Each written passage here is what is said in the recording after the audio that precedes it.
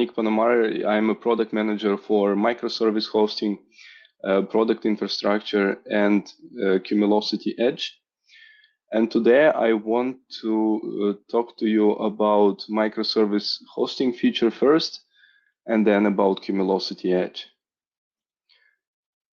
So in the last quarter, we have introduced microservice rollback, which is mainly targeted for our CI/CD environment. So now creating your CD infrastructure comes in with a built-in feature to roll back microservice in case you see that something goes wrong with that.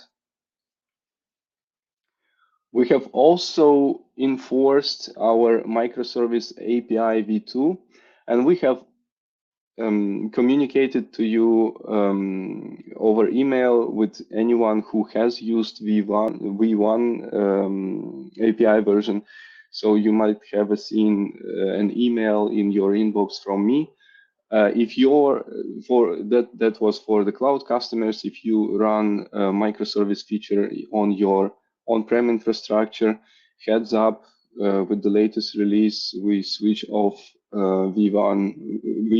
version 1 of API of microservice API in order to limit and restrict privileged Linux kernel API, as well as some Linux kernel capabilities. So now each microservice is granted only specific privileges on Linux level.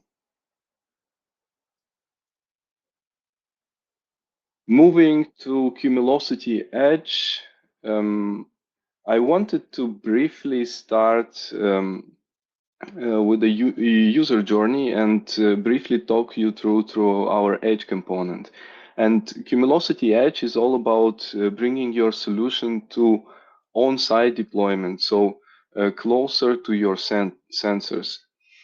It all starts in your lab environment, where you first need to select your infrastructure, and often our customers are given their infrastructure by their enterprise IT teams. So once our customers select the infrastructure, they prepare a solution, put on top any custom-built microservices, custom-built apps, analytics, and then before going on site and actually deploying that and do the needed configuration like license, domain, network configuration. So with the latest release, we want to give you more freedom. We want to select your own infrastructure and do not lock you into any operational system or hypervisor systems. We have supported now Kubernetes native deployments for a while. And now we'll introduce Edge CLI for the customers that prefer hypervisors and virtual machine environments. We want to enable you with extended number of your OS choice and hypervisor choice. You can now follow the process of so-called golden virtual machine, where you still same approach applies. You do it in your lab environments. You install Cumulocity Edge, apply your solution customization, convert all of it to a VM template, and then deploy VMs from your templates. So when would I use Kubernetes native installation, and when would I go for C8Y Edge CLI? Main question is all about the tools and skill set of your team. So Kubernetes native enables you to use Helm chart-based installation. However, it requires Kubernetes knowledge, and you are responsible for your own Kubernetes cluster in that case. With CLI, it's a guided CLI-based installation, and CLI takes care of any dependency installation. And it is great for a simple host or some hypervisors like KVM or VirtualBox, etc.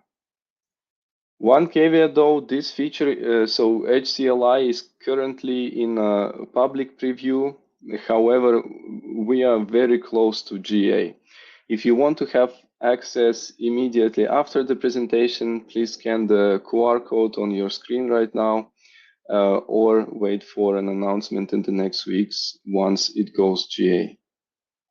I have the honors to ask you for your feedback. Many of the features that you have seen, not only in the Edge and microservice hosting, but across this whole presentation, has been driven by you, by our customers. We try to communicate to our customers as often as possible and collect feedback from you. So please scan the QR code or go to cumulocity.com/feedback to leave any feature suggestions that you might have.